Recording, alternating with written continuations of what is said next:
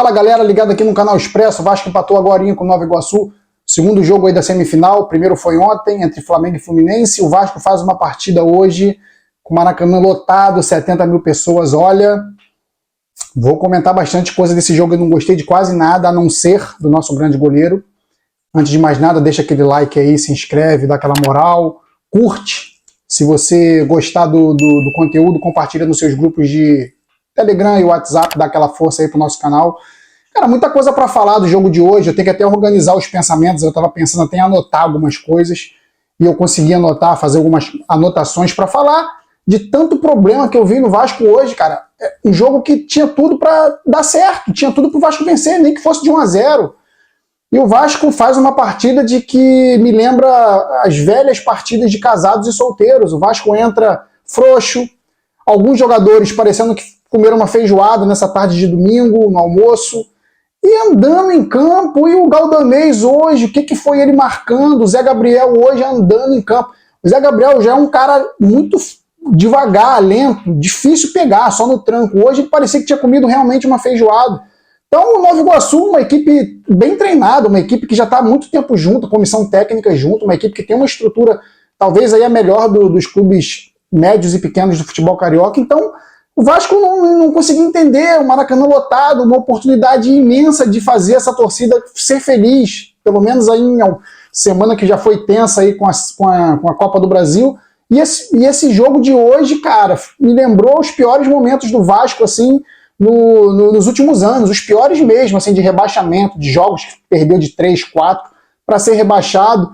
O Nova Iguaçu, no primeiro tempo, engoliu, deu pena, parecia uma equipe amadora, como eu falei, casados e solteiros, pelada do aterro, destaques aí negativos, como eu falei, Paulo Henrique, Medel lento demais, Medel perdendo todas as divididas. Mas o Medel é disposição sim, cara, mas tem que ter futebol, tem que ter velocidade.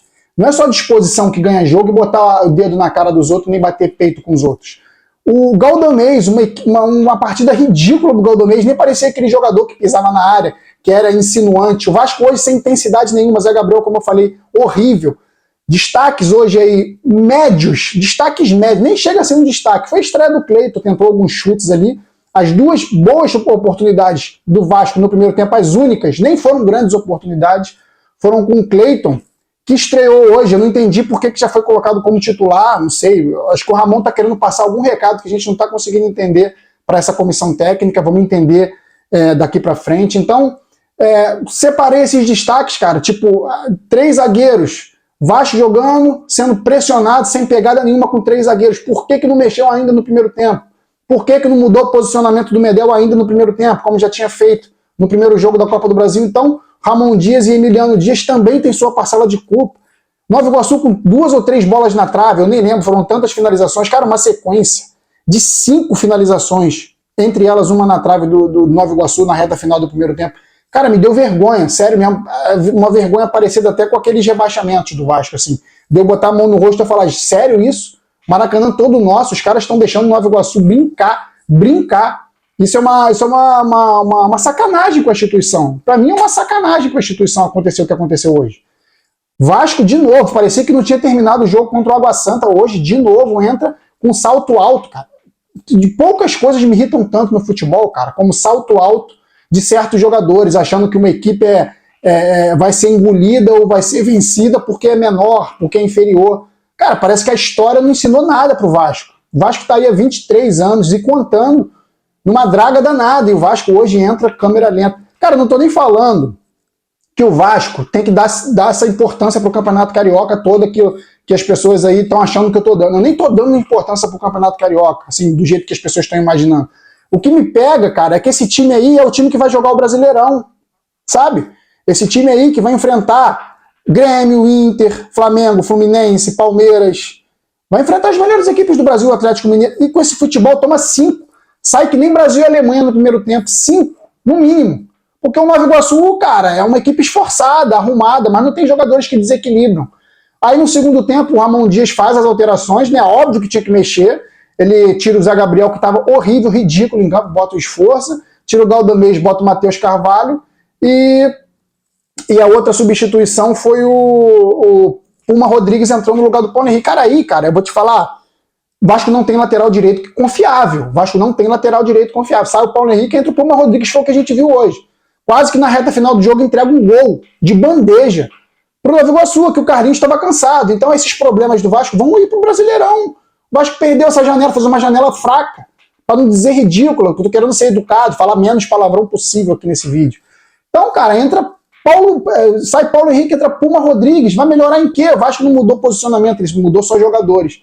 E o Vasco até tem um pouco mais de ímpeto, mas, cara, o Nova Iguaçu hoje perdeu uma oportunidade de garantir a classificação para as semifinais do Brasileiro, para as semifinais do Carioca. Perdeu uma oportunidade claríssima, porque teve muito mais oportunidades claras. Carlinhos cansado, se ele não tá cansado, ele já metia mais uns 2 ali no segundo tempo. Ah, tudo bem, Paê botou uma bola na trave no segundo tempo, o Vasco foi incisivo, por quê? Porque o Nova Iguaçu também cansou. Vou dizer aí que o Nova Iguaçu jogou bem 65% a 70% do jogo, o Vasco tentou ali no abafa 20%, 30% do jogo. Botou 2 bolas na trave, o Adson teve uma chance, o David também entrou tendo chance, então, cara, tipo, Nova Iguaçu hoje, como eu falei, poderia ter vencido o Vasco com facilidade. O Vasco tem que lamber muito os beiços por ter saído com o empate. Não gostei de quase nada, essas alterações que o Ramon Dias fez. Foi mais por conta do Nova Iguaçu ter cansado do que por propriamente o ter feito uma revolução no time. Aí ele tira, como sempre faz, para mim erradamente, porque quem tinha que sair era o Medel. O Medel não vem mostrando a firmeza que mostrava ano passado. O Medel não está bem, e o Medel está sendo intocável no Vasco, erradamente. Ele tira o Léo, põe o Adson e faz um 4-4-2 de novo. Na verdade, um 4-3-3, né? Porque entra o David numa ponta, o Adson em outra, o Verratti centralizado, e no meio campo o Paê com liberdade, e na marcação o Esforça e o Matheus Carvalho. Então, cara, o Esforça até entrou melhor do que o Matheus Carvalho. O Matheus Carvalho a gente vê que é um cara esforçado, é um moleque que está aí também para crescer no futebol, mas ainda muito cru. O Esforça idem, o Vasco tá mal, cara, no meio campo. O Vasco tá mal de meio campo. O Zé Gabriel não é confiável. Olha o que eu tô falando. O Galdamés, que parecia ser o melhor, hoje fez um negócio, tipo uma partida que ele tava olhando em campo, tava marcando com o olho. Tipo, me assustou o Galdamés hoje. Então o Vasco é uma equipe que hoje não teve ataque, meio campo sem pegada, Paê tentando jogar sozinho, o Verratti sempre aquele cara que briga, vai escorar alguma bola, vai finalizar uma bola pro gol.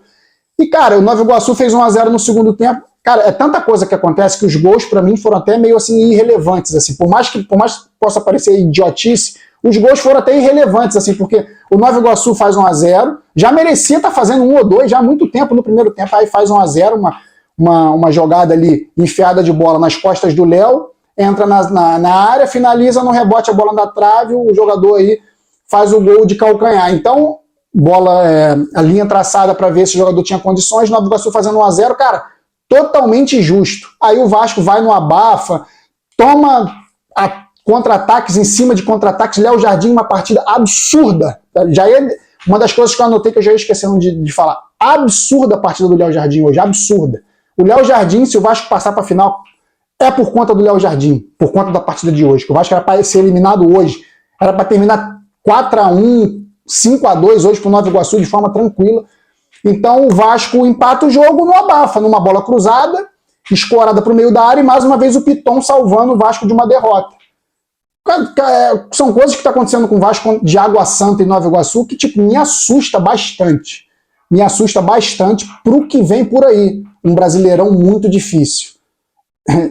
Enfim, Vasco, se fala em Sul-Americana, se fala em Libertadores aí, porque o Vasco quer, porque o Vasco é grande. O Vasco vai brigar para não cair, galera. Vamos ser realistas de novo. É fazer os pontinhos para não cair e lambe os beiços. A janela foi ruim. O Vasco tomou toco de um monte de jogador bom. Se tivesse aí um Cuejá, que não quis vir, se tivesse aí de repente um Pedro Henrique, tivesse aí de repente um David Terãs, tivesse aí... Não quiseram o Vasco, cara. Tivesse aí de repente o Breno Lopes, que seria um ponta aí, um ponta centroavante, um ponta que corta para dentro, que faz o facão. Tivesse ele aí, talvez eu confiasse mais.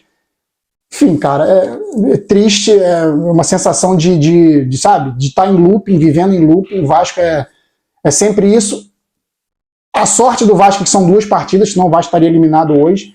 O Vasco volta a campo contra o Nova Iguaçu de novo, semana que vem, com o mando de jogo do Nova Iguaçu, e o empate é deles.